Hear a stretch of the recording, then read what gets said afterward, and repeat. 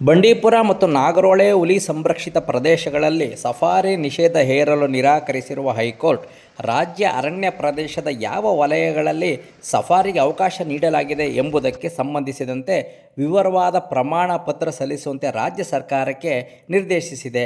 ಬಂಡೀಪುರ, ನಾಗರಹೊಳೆ ಸಫಾರಿಗೆ ನಿಷೇಧ ಹೇರಬೇಕೆಂಬ ಕೋರಿ ಮೈಸೂರಿನ ವಿ. ರವಿಕುಮಾರ್ ಎಂಬುವವರು ಸಲ್ಲಿಸಿದ್ದ ಸಾರ್ವಜನಿಕ ಹಿತಾಸಕ್ತಿ ಅರ್ಜಿಯ ವಿಚಾರಣೆ ನಡೆಸಿದ ಮುಖ್ಯ ನ್ಯಾಯಮೂರ್ತಿ ವಿಭು ಬಕ್ರು ಮತ್ತು ನ್ಯಾಯಮೂರ್ತಿ ಸಿ.ಎಂ. ಪೂಣಚ್ಚ ಅವರ ವಿಭಾಗೀಯ ಪೀಠ ಈ ಸೂಚನೆಯನ್ನು ನೀಡಿ ವಿಚಾರಣೆಯನ್ನು ಮುಂದೂಡಿತು.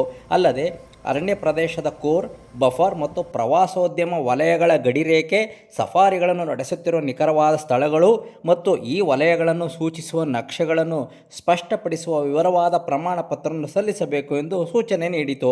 ವಿಚಾರಣೆ ವೇಳೆ ಅರ್ಜಿದಾರರ ಪರ ವಕೀಲರು, ಹುಲಿಗಳು ನೆಲೆಸಿರುವ ಬಂಡೀಪುರ, ನಾಗರಹೊಳೆಯ ಪ್ರಮುಖ ಸ್ಥಳಗಳಲ್ಲಿ ಸಫಾರಿ ನಡೆಸಲಾಗುತ್ತಿದೆ, ರಾಜಕೀಯ ಮತ್ತು ವಾಣಿಜ್ಯ ಹಿತಾಸಕ್ತಿ ಹೊಂದಿರುವ ಒತ್ತಡಕ್ಕೆ ಮಣಿದು ಸಫಾರಿ ಪುನರಾರಂಭಿಸಲಾಗಿದೆ, ಸಫಾರಿ ಚಟುವಟಿಕೆ ಮುಂದುವರಿಯುವುದರಿಂದ ಮಾನವ ಮತ್ತು ವನ್ಯಜೀವಿ ಸಂಘರ್ಷ ಹೆಚ್ಚಾಗಲು ಕಾರಣವಾಗಲಿದೆ ಎಂದು ತಿಳಿಸಿದರು.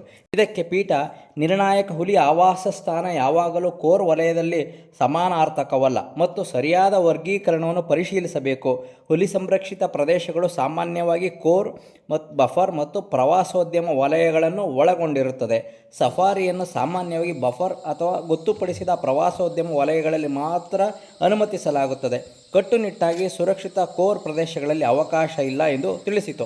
ಅಲ್ಲದೆ ರಾಷ್ಟ್ರೀಯ ಹುಲಿ ಸಂರಕ್ಷಣಾ ಪ್ರಾಧಿಕಾರ ಹೊರಡಿಸಿದ ಮಾರ್ಗಸೂಚಿಗಳ ಪ್ರಕಾರ ಬಫರ್ ವಲಯದೊಳಗಿನ ಅರಣ್ಯೇತರ ಅಥವಾ ಅವನತಿ ಹೊಂದಿದ ಭೂಮಿಯಲ್ಲಿ ಸಫಾರಿಗಳನ್ನು ನಡೆಸಬೇಕು, ನಿರ್ಣಾಯಕ ಆವಾಸ ಸ್ಥಾನಗಳು ಮತ್ತು ಹುಲಿ ಕಾರಿಡಾರ್ಗಳನ್ನು ತಪ್ಪಿಸಬೇಕು ಎಂದು ವಿವರಿಸಿತು.